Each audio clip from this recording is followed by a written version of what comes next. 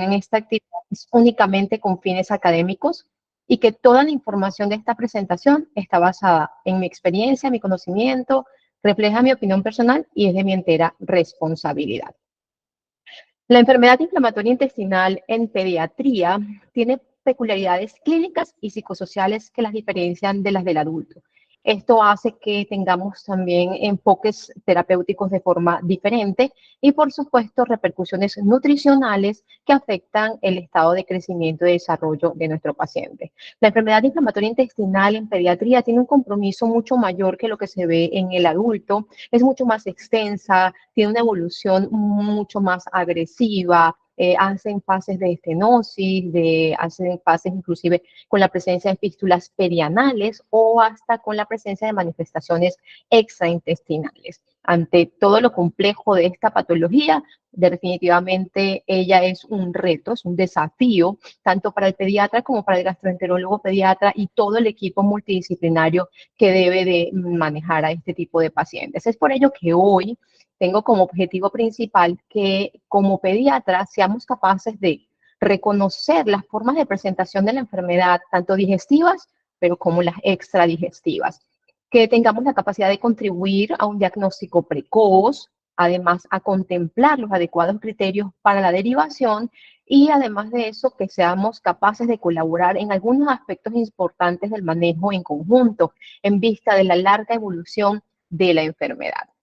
La enfermedad inflamatoria intestinal en pediatría existe. Debemos de pensarla, debemos de sospecharla. Definitivamente ya esto no es que solo la veíamos en los casos de adultos, ya tenemos registros estadísticos. Actualmente se ha considerado que hay un aumento en las últimas décadas en la población inclusive urbana de los países desarrollados, alcanzando un punto máximo durante la adolescencia o en la etapa del adulto joven, que hasta 30% de los casos son diagnosticados antes de los 20 años de edad.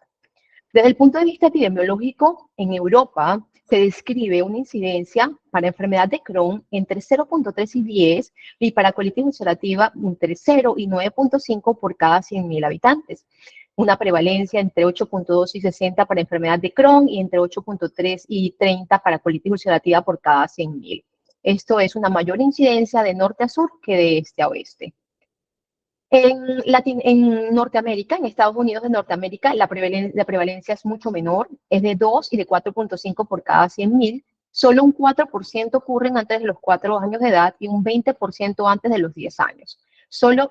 Tan solo 10.000 casos son diagnosticados nuevos de forma anual en niños menores de 18 años. Esto es para Estados Unidos de Norteamérica y para Latinoamérica. La realidad es que los estudios de epidemiología son muy pocos, son escasos. Sin embargo, un estudio multicéntrico reciente nos permitió determinar o tener un registro de 607 pacientes, los cuales tenían una predisposición mayor a ser pacientes con colitis ulcerativa pediátrica en un 78.3%, enfermedad de Crohn en un 17.1% y enfermedad inflamatoria intestinal de tipo no clasificable para un 4.6%. Esto se traduce en que hay un incremento lineal de la colitis ulcerativa pediátrica de forma anual y que la mayoría se presentan en forma de pancolitis. Siendo un poco más cercanos, regionalistas, en Colombia tenemos dos registros. El primer registro nacional se hizo en el año 2013, donde se lograron reportar 66 pacientes, con una predisposición del sexo bastante equitativo, 50% para el sexo femenino y 50% para el sexo masculino. Predisposición en edad, para una edad promedio de 10 años, entre los 6 y los 14 años aproximadamente. Dentro de ello arrastramos el tipo de enfermedad inflamatoria intestinal muy similar a lo que reporta inclusive Latinoamérica, un 54.5% para colitis ulcerativa, 41% para enfermedad de Crohn y 4.5% para enfermedad inflamatoria intestinal de tipo no clasificable. 8 años después, para el año 2021, Colombia logra hacer un segundo registro nacional donde participaron 21 instituciones distribuidas en 8 ciudades del país. En ella se registraron 209 pacientes. La realidad es que en el análisis retrospectivo, este estudio, este registro nacional nos permitió ver que hubo muchas instituciones que no lograron registrar sus pacientes. Sin embargo, este registro tuvo 209 pacientes con una predisposición para realmente un equilibrio, igual como veíamos en los reportes anteriores, para la distribución hacia el sexo masculino, un 54%, y el resto en el sexo femenino, con distribución alta para la colitis ulcerativa, en un 53, un 60% casi para la colitis ulcerativa, y ya aquí la dividimos en la clasificación que tenemos actual para el tipo de colitis ulcerativa, ya sea típica en un 53%, atípica para un 5.6%, enfermedad de Crohn de tipo compromiso de intestino delgado en un 26%, la que tiene compromiso colónico para un 5.6% y la no clasificable en un 9.1%. La enfermedad inflamatoria intestinal en pediatría se considera que es el resultado multifactorial de una respuesta del sistema inmunológico disregulada a la exposición ambiental en un huésped que es genéticamente susceptible. En el 20-30% de estos pacientes se han identificado efectos causales monogénicos o digénicos y que a menudo ellos involucran genes asociados con inmunodeficiencias primarias. Aquí es importante acotar que las inmunodeficiencias primarias no son un diagnóstico diferencial. Ellas se encuentran asociadas, tienen genes asociados con los efectos causales capaces de desarrollar la enfermedad inflamatoria intestinal en la edad pediátrica. Sin embargo, también se han contemplado factores poligénicos y epigenéticos, pero el fenotipo inicial sigue siendo muy diferente al fenotipo del adulto. Ellos tienen como formas más extensas de presentación, pero el espectro en general en pediatría va desde formas monogénicas muy precoces e infrecuentes hasta las formas poligénicas similares genéticamente a las formas del adulto. La enfermedad inflamatoria intestinal en pediatría se clasifica de varias formas según el grupo etario. Actualmente tenemos una distribución para los pacientes entre los 10 y los 17 años de edad, que es una enfermedad de inflamatoria intestinal de inicio pediátrico, entre los 6 y los 10 años de edad de inicio temprano. Y en los pacientes menores de 6 años de edad es la famosa Very Early Onset IBD, actualmente nuestra enfermedad inflamatoria intestinal de inicio muy temprano. Dentro de ellas entran dos categorías: los pacientes menores de 2 años de edad con una enfermedad inflamatoria intestinal de inicio infantil, y la que se presenta en los primeros 28 días de vida, definida como una enfermedad inflamatoria intestinal de tipo neonatal.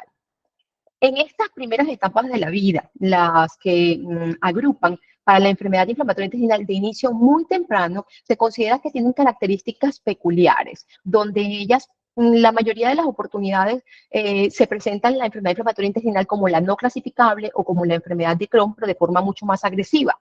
El defecto causal es monogénico o digénico, a diferencia de los adultos, donde el defecto causal es poligénico, además de tener un antecedente de historia familiar bien importante, y se considera, se caracteriza que este tipo de pacientes presentan una enfermedad que amerita hospitalizaciones a repetición. Es una enfermedad mucho más agresiva que la que podemos encontrar en edades posteriores, y además de eso requieren de la necesidad del uso de terapia biológica de forma temprana.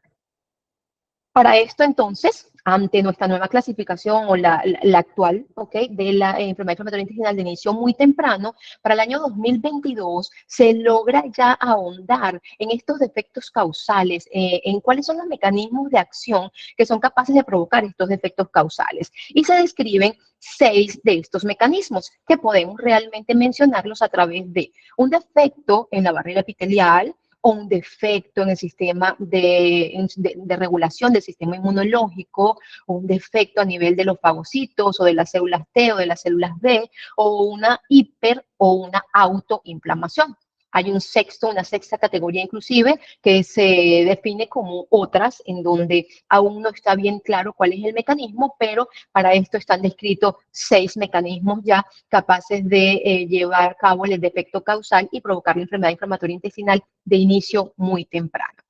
En este estudio publicado en el año 2022, hace 2 años, ellos pues nos refuerzan lo que ya veníamos conociendo de este tipo de patología, donde tiene un trastorno monogénico subyacente, donde no responden a la terapia convencional, donde requieren un tratamiento específico. Y es ahí entonces donde damos la importancia de que para el tratamiento específico hay la necesidad del uso de análisis de secuenciaciones para poder lograr determinar y tener el diagnóstico específico y el tratamiento entonces específico, dando importancia entonces al estudio genético para este tipo de pacientes. Y lo menciono inclusive en un estudio donde ya se han comenzado a buscar esos exomas, esos estudios genéticos. En este estudio hicieron una comparación entre fenotipos clínicos y las complicaciones de pacientes con enfermedad inflamatoria intestinal de inicio muy temprano en la fase de tipo monogénico, con el defecto causal monogénico versus la no monogénica.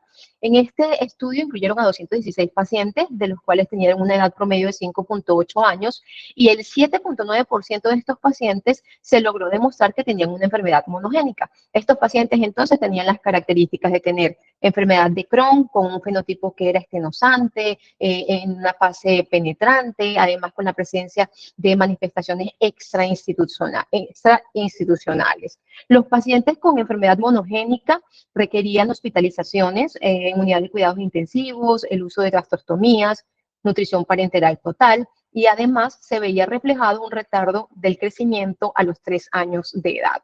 Podían ameritar trasplante de médula ósea y tenían un mal pronóstico, llevándolos a la muerte inclusive. De estos 216 pacientes, el 19% tenían enfermedad de tipo de menores de en los menores de 2 años de edad, que es la enfermedad inflamatoria intestinal de inicio infantil.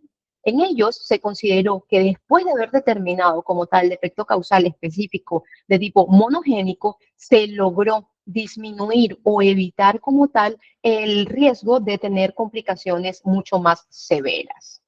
Y por eso la importancia de determinar este defecto como tal, este fenotipo en la enfermedad de inicio muy temprano, y le doy la importancia en este momento al estudio genético para esta enfermedad. Es un estudio que no tiene que ser solicitado por el genetista de forma específica, no tiene que ser solicitado de forma específica por el gastroenterólogo pediatra, puede ser solicitado inclusive por un pediatra o por el médico general. Entonces, estamos un poco más bien en espera de este estudio o de que el especialista venga a solicitarlo, cuando podemos, a través inclusive de esta imagen que les traigo el día de hoy para que la tengamos como acceso fácil a la solicitud del estudio molecular para la enfermedad inflamatoria intestinal de inicio temprano. La enfermedad inflamatoria intestinal se clasifica además según criterios de Porto actualizados en 5 tipos, que las diferencian de las del adulto. En adulto, enfermedad de Crohn, colitis ulcerativa y la no clasificable.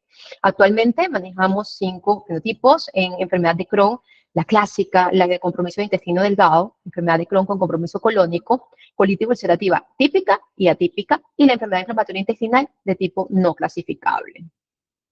Considero que la enfermedad inflamatoria intestinal en pediatría es una patología que es difícil de manejar, se considera como si fuese un rompecabezas y de forma individual para cada paciente. Tiene muchas piezas que debemos de ir uniendo para lograr llegar al diagnóstico oportuno y al tratamiento lo más pronto posible. En este armar de rompecabezas de esta enfermedad inflamatoria intestinal, entonces quiero comenzar a darles cada una de las piezas que sean las necesarias para que sospechemos esta patología y lleguemos en conjunto al diagnóstico y tratamiento oportuno. Para el año 2014 se publica una revisión de la Sociedad Europea de Gastroenterología, Patología y Nutrición Pediátrica con criterios para el diagnóstico de la enfermedad inflamatoria intestinal. Esto hace que tengamos un algoritmo que de repente a simple vista pueda que se vea difícil, pero la realidad es que es bien sencillo. Estando ante un paciente donde tenemos una alta sospecha, ¿por qué? Por sintomatología, por reactantes de fase aguda, por algún tipo de marcador fecal, el paciente debe de tener estudios endoscópicos. Al tenerlos, con esto ya podríamos clasificar a este paciente con qué tipo de enfermedad inflamatoria intestinal se estaría exponiendo o estaría presentando en este momento. Sin embargo, aún teniendo la sospecha y que esos estudios endoscópicos salieran normales, tenemos inclusive algunos otros estudios de extensión que, como la enteroresonancia o la videocápsula endoscópica, que me permitirían confirmar ante la sospecha de que realmente fuera. Si estos estudios son negativos, definitivamente se descarta por completo la posibilidad de una enfermedad inflamatoria intestinal. Este estudio, estos criterios ya fueron puestos a prueba en un estudio retrospectivo multicéntrico donde se incluyeron 23 centros de la EBSCAN con 749 niños con diagnóstico de enfermedad inflamatoria intestinal y se pudo determinar que con una alta sensibilidad y especificidad se podía diferenciar de forma específica cuál era el tipo de enfermedad inflamatoria intestinal que tenía nuestro paciente.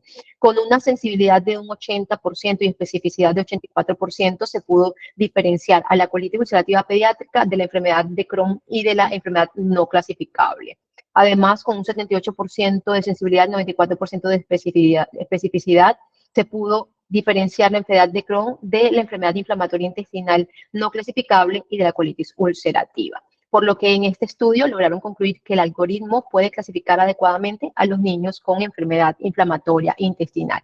Es decir, que definitivamente es nuestra herramienta para llegar al diagnóstico. Bueno, entrando en materia, sospechemos entonces en qué pacientes podríamos tener la presentación de una enfermedad inflamatoria intestinal. Definitivamente la triada clásica, donde está presente la diarrea crónica, dolor abdominal y la pérdida de peso, que puede ser inexplicable realmente o secundario a esta sintomatología que se viene, es crónica, es muy recurrente. Sin embargo, existen algunos otros signos clínicos que nos acompañan en esta actividad clínica, la verdad, de forma muy frecuente, como lo son rectorragia, las evacuaciones con sangre, anemia y el retardo en el crecimiento. Estos son signos de alarma que nos hacen comenzar a sospechar y formar entonces, encajar en nuestro algoritmo que ya lo vimos anticipadamente.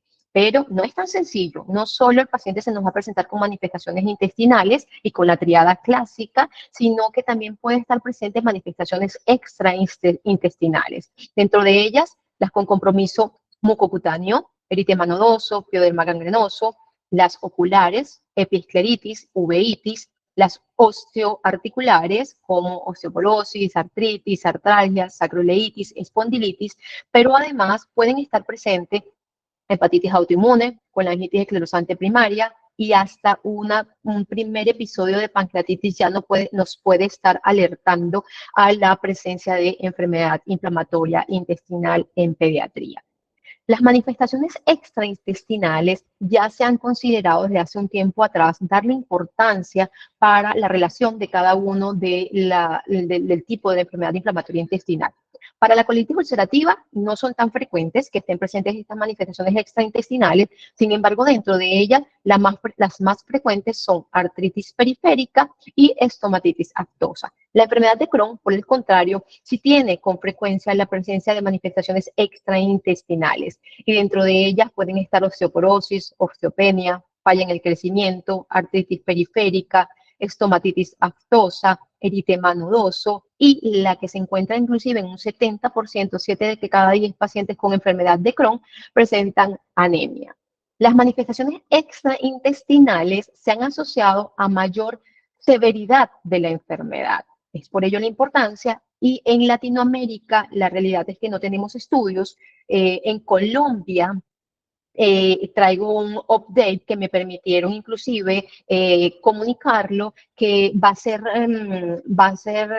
expuesto, va a ser publicado en el mes de junio, en unos escasos días. Es un estudio retrospectivo realizado en un centro de Bogotá durante 15 años, entre el 2007 y el 2022, donde se incluyeron a 71 pacientes con la predisposición que venimos arrastrando de nuestras estadísticas y epidemiología, con un mayor porcentaje para la colitis ulcerativa, 45% para la típica, 7% para la atípica, 27% para la enfermedad de Crohn clásica, 1.4% para la que tiene compromiso colónico y un 20% de pacientes eran con enfermedad inflamatoria intestinal de tipo no clasificable. Para estos 71 casos, por lo menos el 18% de ellos tuvo al menos una manifestación extraintestinal y de ellas el 58% era mucocutánea. Además de eso, se vio una asociación de que estos pacientes que presentaban manifestaciones extraintestinales presentaron asociación de niveles más bajos de hemoglobina, niveles más elevados de velocidad de sedimentación globular y recibieron con mayor frecuencia biológicos, la terapia biológica.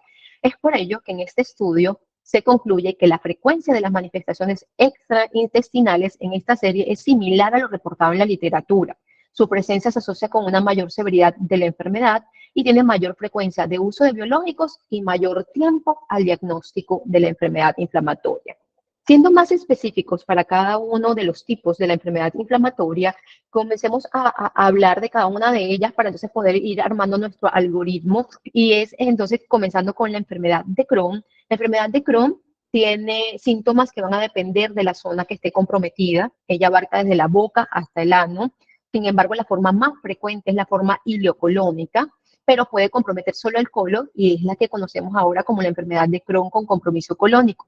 El 50% de ellos tiene compromiso en la vía digestiva superior, principalmente estómago y duodeno. El compromiso es transmural, que lo hace diferente completamente de la colitis ulcerativa. Este compromiso hace que pueda desarrollar fístulas o estenosis. Es característica la presencia de la enfermedad perianal en la enfermedad de Crohn. Se asocia además con mayor frecuencia, como lo había comentado, a manifestaciones extraintestinales y tiene un mayor compromiso inflamatorio en comparación con la enfermedad de Crohn en adultos.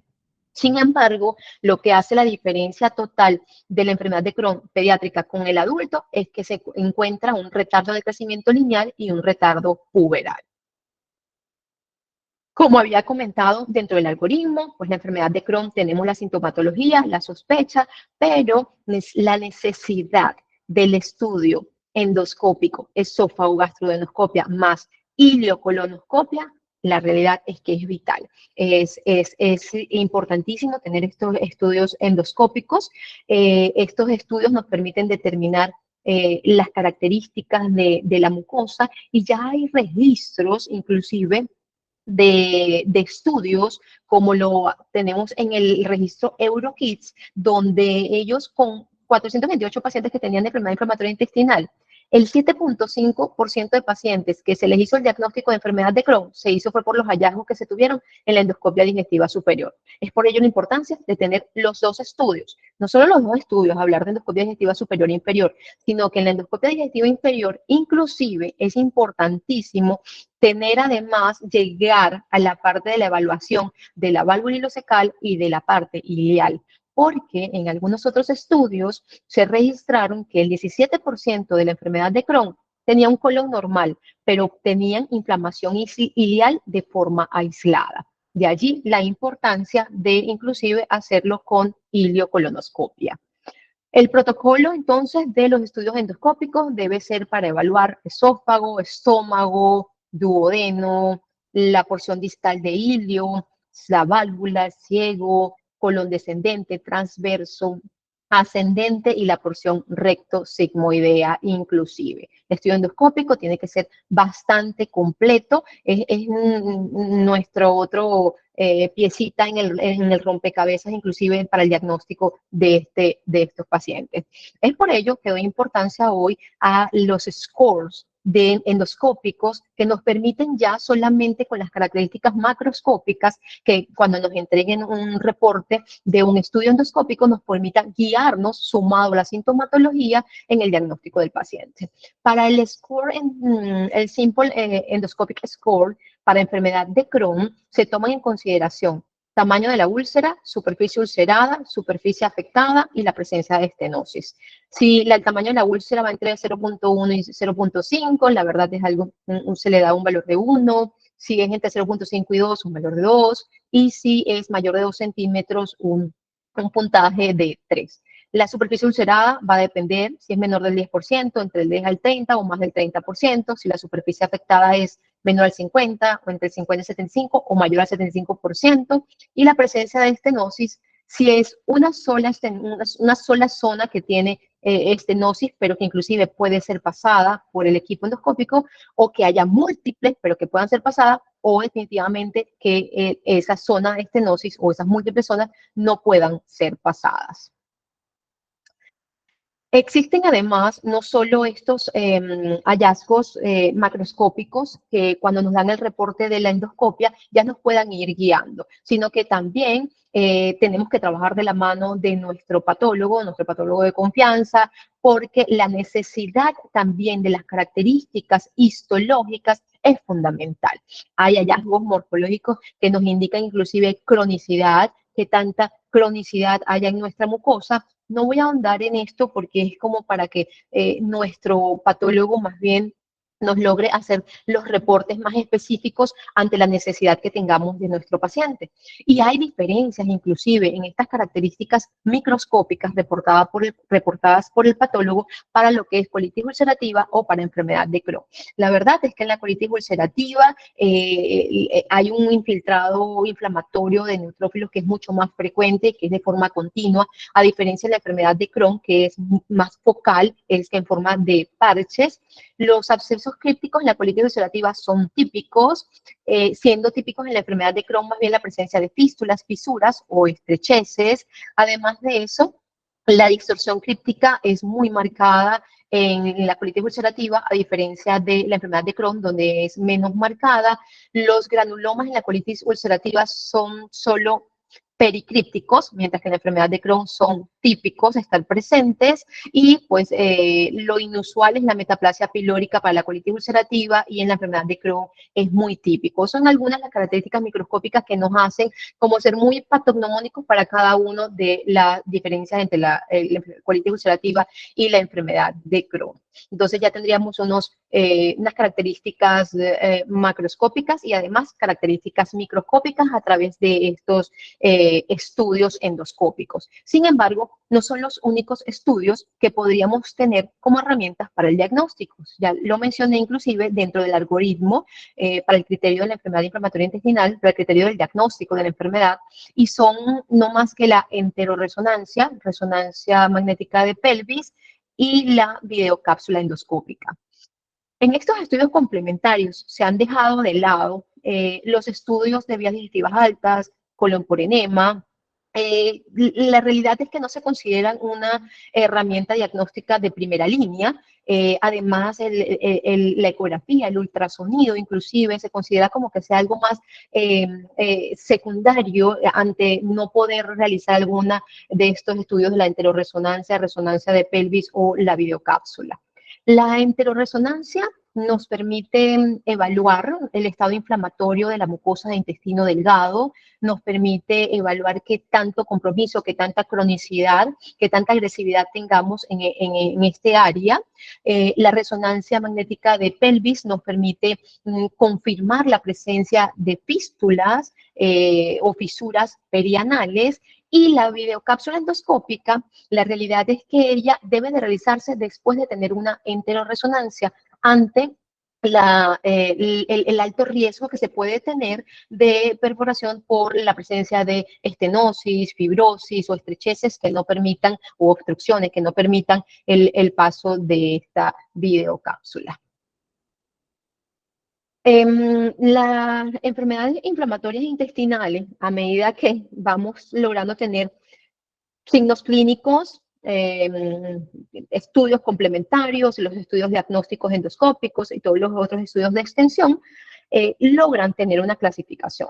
Ya hemos pasado la clasificación de Roma del año 91, la clasificación de Viena del año 98 y la clasificación de Montreal del año 2005, incluía la parte pediátrica, 16 años de edad. Sin embargo, ya tenemos la actual de la clasificación de París del año 2009, donde ya no solo trata de ser más específico para la edad de diagnóstico de la enfermedad, sino también las áreas que estén comprometidas, el tipo de comportamiento que tenga, y inclusive sumar si hay alteración del crecimiento en estos pacientes.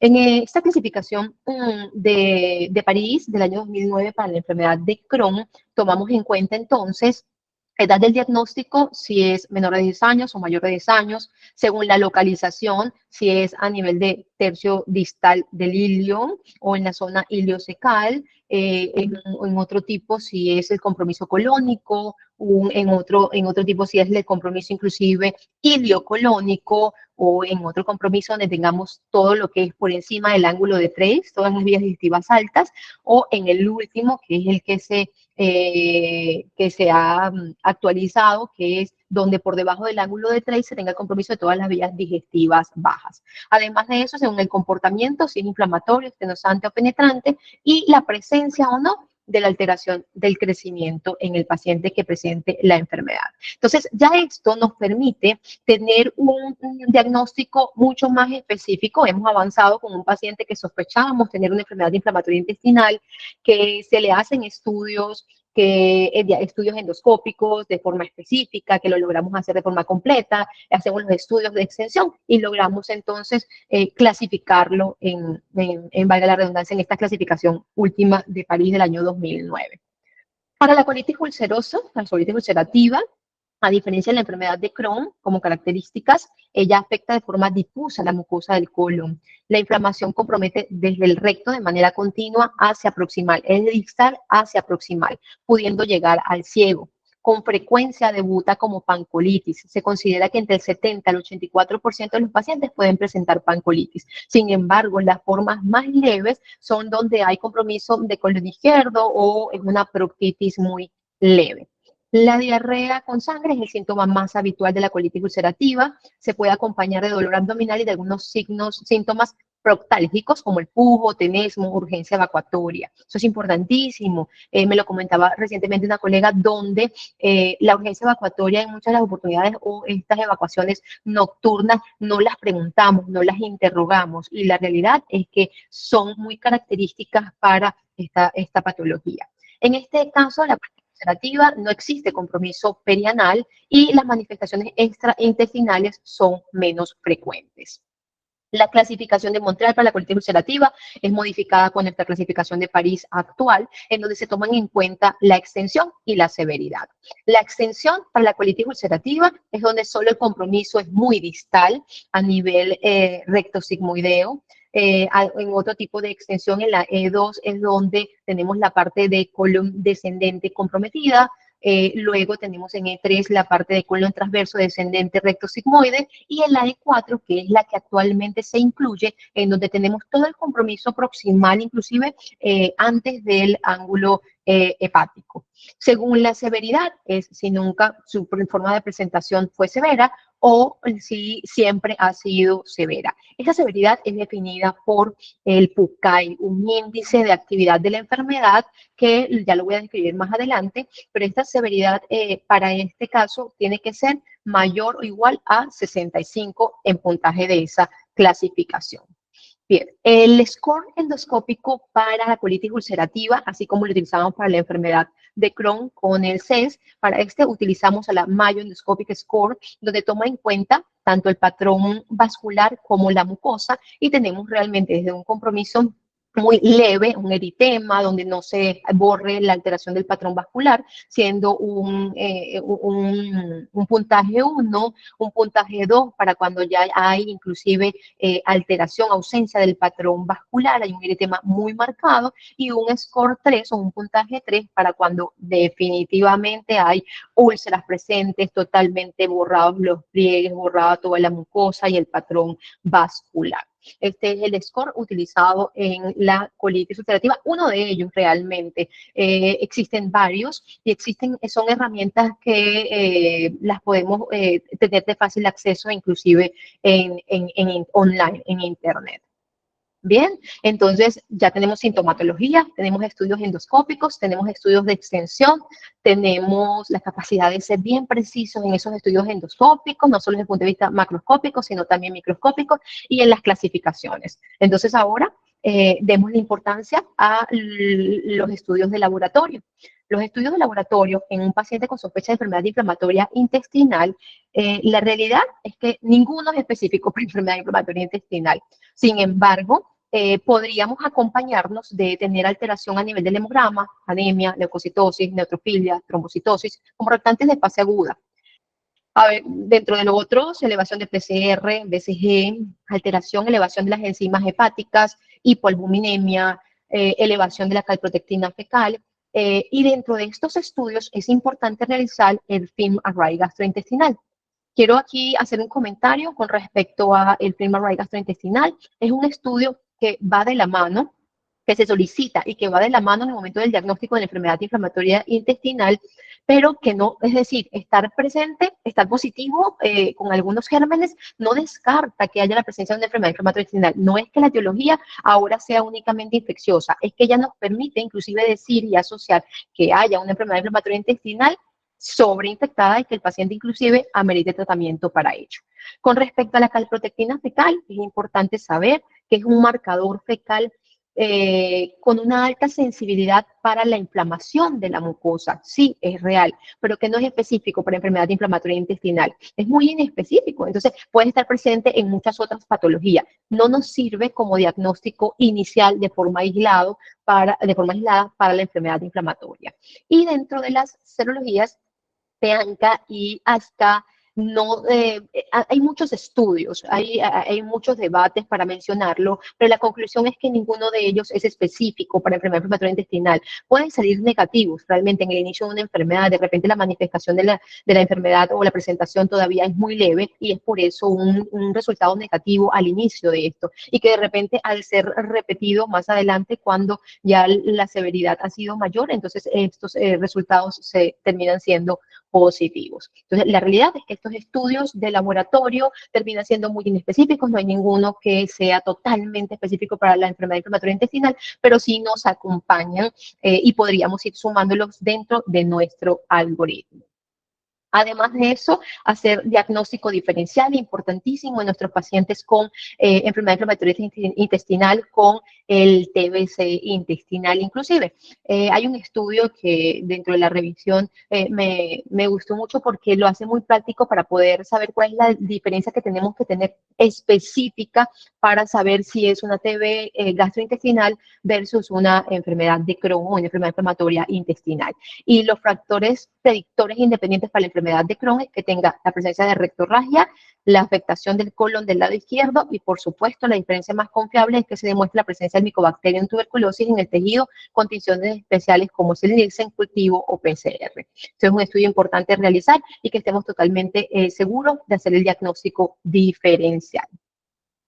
Les mencionaba los índices de actividad para ambas enfermedades inflamatorias, tanto la colitis ulcerativa como para la enfermedad de Crohn. Estos índices de actividad nos sirven para, y son muy prácticos en la realidad, para el momento del control, de esa evolución inclusive de nuestros pacientes en la consulta. Entonces, este índice de actividad, para comenzar con el de la enfermedad de Crohn, toma en cuenta 8 factores, 8 parámetros, donde se determina el número total de deposiciones líquidas que haya, si hay la presencia de dolor abdominal, compromiso del estado general, si hay complicaciones o que se hayan agregado, asociado manifestaciones extraintestinales, que haya ausencia escolar, alguna presencia de masa abdominal, alteración a nivel del hematocrito o que no haya habido ganancia de peso.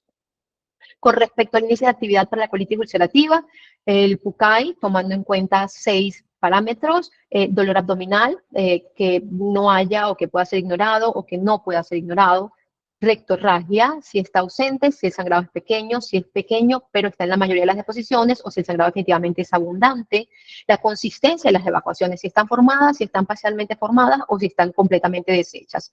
El número de deposiciones al día, si van entre 0 a 2, 3 a 5, 6 a 9, o más de 8 al día. La presencia, que les mencionaba, de las deposiciones nocturnas, es importante preguntarlas, y dentro de este índice de actividad nos permite saber si forman parte como tal de que haya actividad de la enfermedad. El grado de actividad, además, que no haya limitación o que haya una restricción ocasional o que haya una restricción muy importante. El PUCAI se considera que es remisión de la enfermedad cuando el puntaje es menor a 10, entre 10 a 34 es un brote leve, 35 a 64 un brote moderado y mayor de 65 un brote grave de la enfermedad. Una vez que ya hemos entonces diagnosticado a nuestro paciente, lo hemos clasificado inclusive y ya nos dirigimos entonces a guiar un tratamiento. El tratamiento en la enfermedad inflamatoria intestinal tiene un tweet target. Es dirigir el tratamiento a un objetivo específico. Entonces, la idea es que nuestro tratamiento y en nuestra primera línea, donde estamos recién sospechándolo, lo diagnosticamos de forma rápida, este tratamiento entonces debe ir dirigido a una respuesta clínica, que el paciente tenga una respuesta clínica. Para esto, significa que logremos un PUCAI menor de 20, de un puntaje menor a 20, y un PSDAI con un puntaje menor a 12.5. Eso es lo ideal y ese es nuestro objetivo principal cuando hemos logrado diagnosticar un paciente y comenzamos el tratamiento. El paciente con enfermedad inflamatoria intestinal realmente debe de tener un manejo con un equipo multidisciplinario. Debemos de estar apoyados por el equipo de infectología, inmunología, genética, psicología, trabajo social, cirugía pediátrica, hematoncología, reumatología, oftalmología y el equipo de soporte nutricional, en conjunto, por supuesto, con gastroenterología pediátrica. Dentro de todo este manejo multidisciplinario, dándole importancia a la parte de inmunización en nuestro paciente donde ha sido recientemente diagnosticado y hay consideraciones específicas. Esto lo tenemos, la verdad, en nuestro centro bastante apoyado por el servicio de infectología, donde al momento de que hacemos el diagnóstico del paciente, logra garantizar que nuestro paciente tenga, según su grupo etario, según la dosis que le corre, según el esquema de vacunación al que le corresponda, tenga todo su esquema cumplido. Sin embargo, existen algunas recomendaciones para que se hagan refuerzos de inmunizaciones en el momento del diagnóstico de la enfermedad, durante el seguimiento inclusive de la enfermedad y además de eso, durante el tratamiento, la capacidad de cumplir estos esquemas de inmunización en nuestros pacientes, en nuestro grupo etario que necesitan estar con su esquema de vacunación completo. Entonces, existen normas o referencias que nos permiten saber cuándo podemos aplicar, entre qué diferencia de tiempo entre un medicamento, dependiendo de la fase en la que esté nuestro paciente, sea una fase de inducción del tratamiento, inclusive a base de glucocorticoides, o que tengamos unos inmunomoduladores, o que el paciente ya esté con una terapia biológica, ¿cuándo podemos administrar esta terapia de inmunización? Inclusive, ¿cuándo colocar esta terapia de inmunización o cuánto tiempo después de la terapia de inmunización se pueda iniciar nuevamente el tratamiento o la terapia?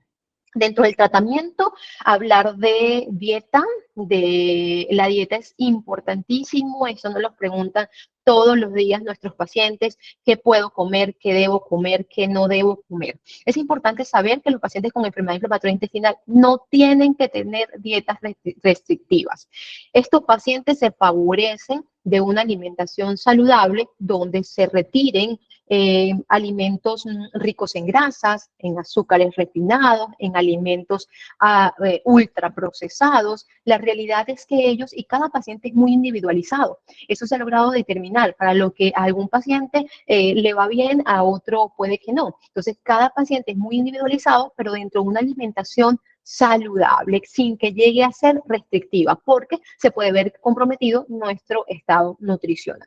Dentro del tratamiento dirigido a la parte dietaria, es importante mencionar a la cúrcuma. La cúrcuma ha tenido recientemente un auge como parte de nuestro tratamiento dietario, porque se considera que ella inclusive puede ayudar a mantener la remisión de la enfermedad, el uso de la cúrcuma. Inclusive en algunos países europeos está la presentación de curcumina en tabletas como un medicamento para cuando no lo logramos garantizar a través de la incorporación en los alimentos. Además de eso, como tratamiento en la enfermedad inflamatoria intestinal, es importante hablar de las vitaminas. Los pacientes nos preguntan muchísimo, doctora, ¿qué vitaminas debo de tomar? Estos pacientes siempre requieren, pero eso va a ser demostrado dependiendo de sus deficiencias específicas desde el punto de vista sérico, que tengamos que hacer suplementos de hierro, zinc, calcio y vitamina D. Es la realidad. Deberían de suplementarse únicamente cuando estén comprometidos en los reportes o en los resultados séricos. Además de eso, los probióticos en la enfermedad inflamatoria intestinal, es importante mencionarlos, en la enfermedad de Crohn eh, no están aprobados para el uso. Sus estudios no nos han permitido todavía en ninguna de las fases de la enfermedad de Crohn, sea leve, sea moderada o sea severa, el uso de los probióticos. Sin embargo, para la colitis ulcerativa, sí mencionamos recientemente al BSL-3. El BSL-3 es un conjunto, una mezcla de cepas probióticas bacterianas que se ha considerado que se puede utilizar y ayudan en la fase de una colitis ulcerativa leve, cuando hay manifestaciones de una colitis ulcerativa leve. La dosis del BCL3 es dependiendo de la edad y el peso que tenga el paciente. Si es entre 4 y 6 años, es un sachet diario. Si es entre 7 y 9 años, 2 sachets. Entre 11 y 14, 3 sachets. Y entre 15 y 17 años, 4 sachets de forma diaria.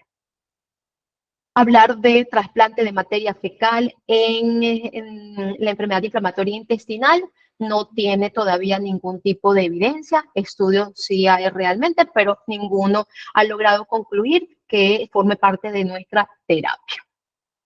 Y es de forma específica para la medicación de nuestros pacientes con enfermedad inflamatoria intestinal que tengamos que tomar 4 factores. Los factores que estén relacionados con el paciente y el entorno familiar, es importante saber y explicarle la vía de administración del medicamento que se vaya a utilizar, que no tenga temor de los efectos secundarios, que conozca de ellos, de los efectos secundarios del medicamento, pero que no haya un temor y que tenga la explicación completa. Los factores relacionados con respecto a la enfermedad, es importante. La decisión de un medicamento es dependiendo de la severidad de la enfermedad ante la que estemos, el momento del diagnóstico en el que se haya hecho el momento en que se haya hecho el diagnóstico de la enfermedad es importante, si haya recibido algún tipo de terapia previa para el uso de algún otro medicamento. Además, algún otro tipo de factores relacionados para el uso para la indicación del medicamento son los factores asociados al médico, la experiencia que se tenga, no solo personal, sino de colegas al medicamento que se vaya a utilizar y, por supuesto, los factores relacionados a la droga. A la decisión de qué medicamento y dentro de ellos uno de los más importantes es saber el costo y la disponibilidad de estos medicamentos para la enfermedad inflamatoria intestinal. Ya sabiendo entonces cuáles son los factores que podían estar relacionados para la decisión de un medicamento, ya entonces podemos decir que nuestro tratamiento médico va dirigido con varios objetivos. Objetivos a corto plazo, a mediano plazo y a largo plazo. La idea es que a corto plazo, como les mencioné en un inicio, es obtener un tweak to target, que es una respuesta clínica en el primer momento. El paciente tenga una respuesta sintomática ante la presencia de una enfermedad inflamatoria activa. Sin embargo, ya luego, para objetivos a mediano plazo, ya podemos esperar remisión asintomática y normalización de PCR, disminución de calprotectina a un rango aceptable. La realidad es que tampoco debemos de esperar de que ellos estén totalmente normales en este objetivo a mediano plazo. Como objetivo a largo plazo en el tratamiento, ya tener es lo ideal, curación endoscópica con mejor calidad de vida y con ausencia de discapacidades inclusive. Hablar de la nutrición enteral en los pacientes con enfermedad inflamatoria intestinal es importante. Se ha considerado que la nutrición enteral exclusiva y la nutrición enteral de forma parcial sirven para inducción de remisión en la enfermedad de Crohn. Para colitis ulcerativa no está indicado o realmente podría indicarse, pero como una nutrición enteral como sustituyente, como con suplementos para lograr cubrir requerimientos nutricionales cuando el paciente se ve comprometido el estado nutricional.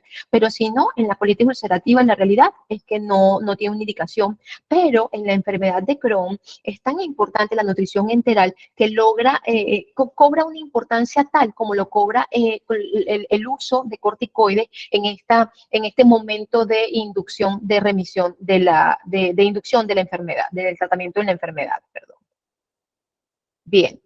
Antibióticos en nuestro tratamiento para la enfermedad inflamatoria intestinal, los más usados, metronidazol, ciprofloxacino, rifaximina.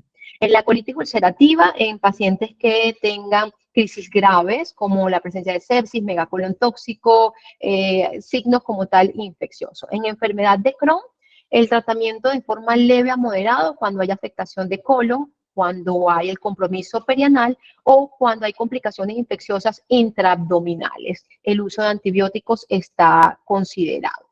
Para la enfermedad de Crohn, no voy a profundizar en el tratamiento debido a que esto ya es parte de lo que nos corresponde a gastroenterología pediátrica. Sin embargo, como pediatras es importante que conozcan cuál es esta primera fase, que nos den el apoyo ante esta primera fase al momento de haber hecho el diagnóstico y comenzar el tratamiento. Entonces, en la enfermedad de Crohn, lo ideal es iniciar tratamiento con corticoides para lograr tener una respuesta clínica en el primer momento. El uso de corticoides se comienza con una dosis de 2 miligramos por kilogramo día, y esto va a ir viendo, se va a mantener entre unos 3 a 5 días, y luego se puede pasar a vía oral dependiendo de la respuesta clínica que se haya logrado en estos primeros 3 a 5 días.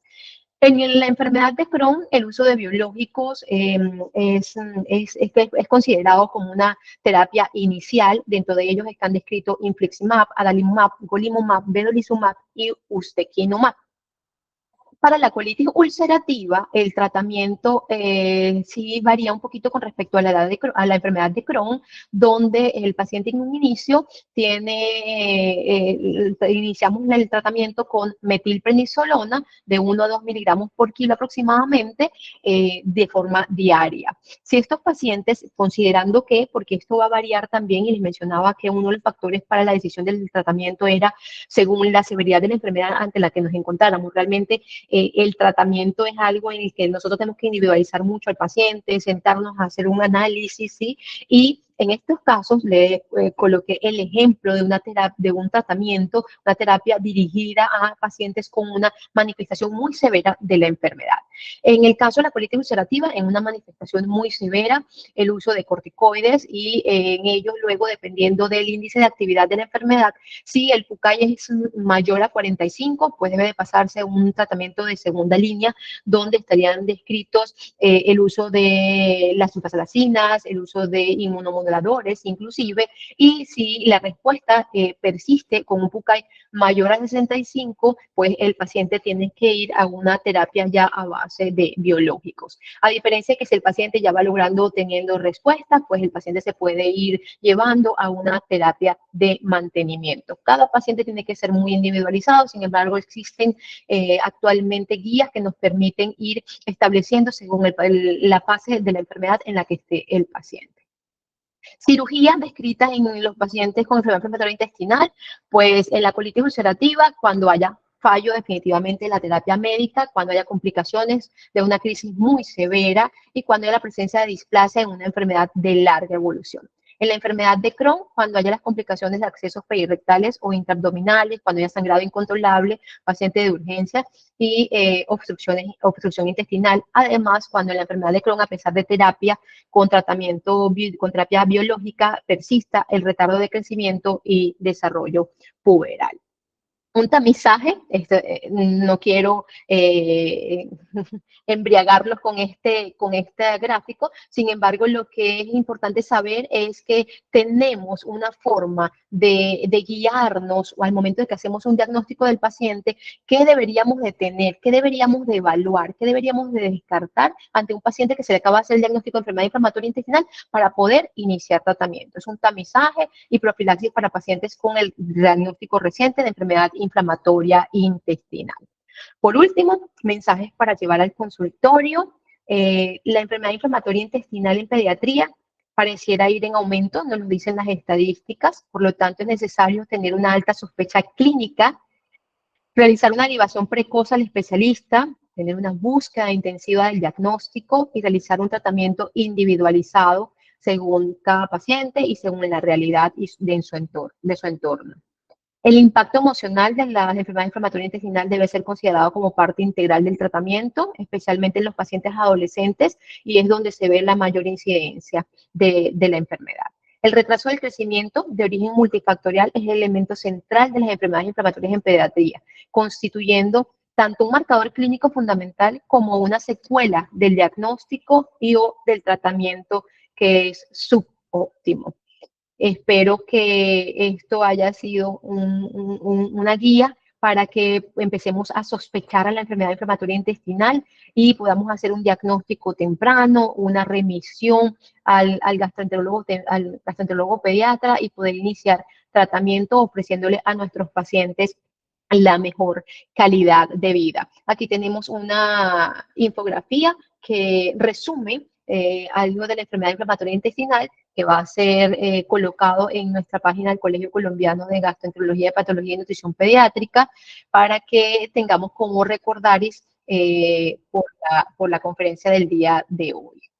Les doy gracias por haber estado presente en esta actividad, a todos los que estuvieron presentes y pues bueno, un poquito aquí de los pacientes, de mis pacientes con autorización de sus padres, por supuesto, un poquito de mis pacientes con enfermedad inflamatoria intestinal.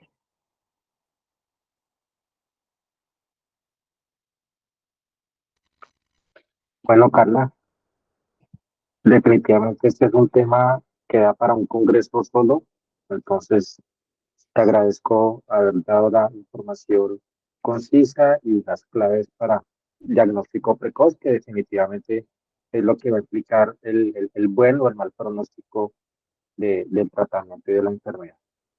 Eh, por motivos de tiempo, solo vamos a responder dos, tres preguntas y les pido por favor si las pueden mandar al chat.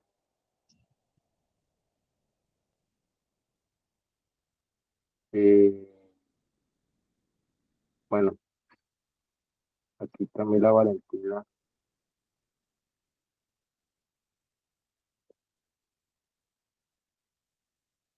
Ángela, por favor, le das voz a Camila.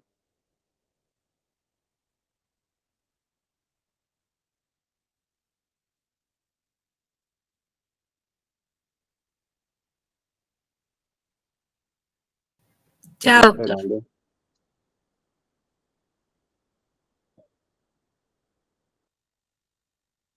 Camila, si puedes.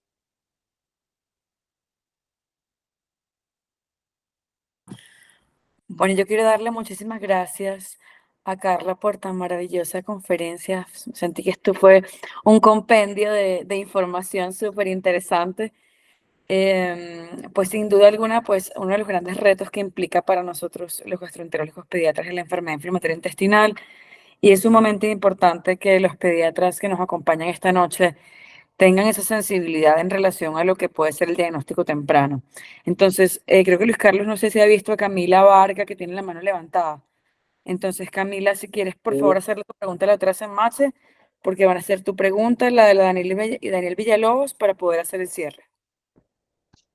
Aquí dice Danielina Villalobos, dice, un paciente con fístula perianal, edad 3 años de edad, con reporte de biopsia, rectocolitis ulcerosa. ¿Tiene criterio quirúrgico la fístula? Bien, bueno, en este paciente primero que una retocolitis ulcerativa sí, pero tiene compromiso con fístulas perianales que pareciera más bien ser una enfermedad de Crohn con compromiso colónico.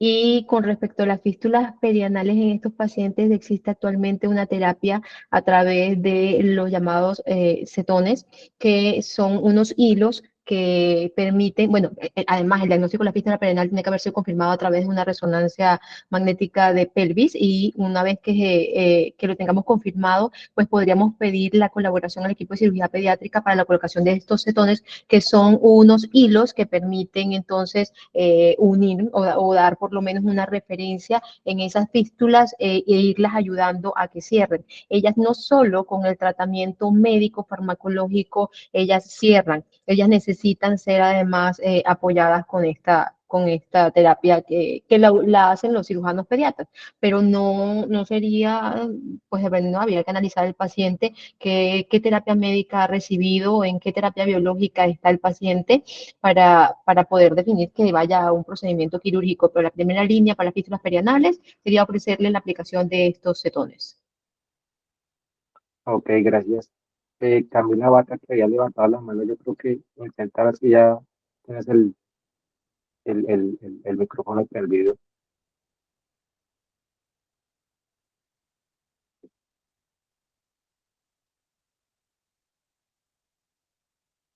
No sé, hay como problemitas. Bueno, alguien más que desee preguntar algo que nos lo envíe al chat.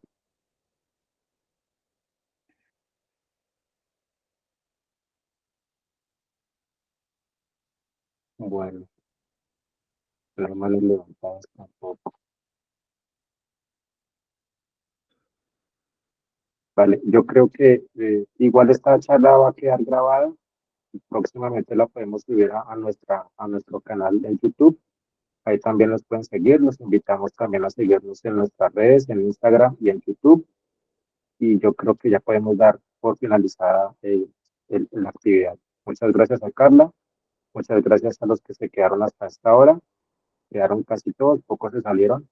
Y les deseamos feliz noche y que descansen.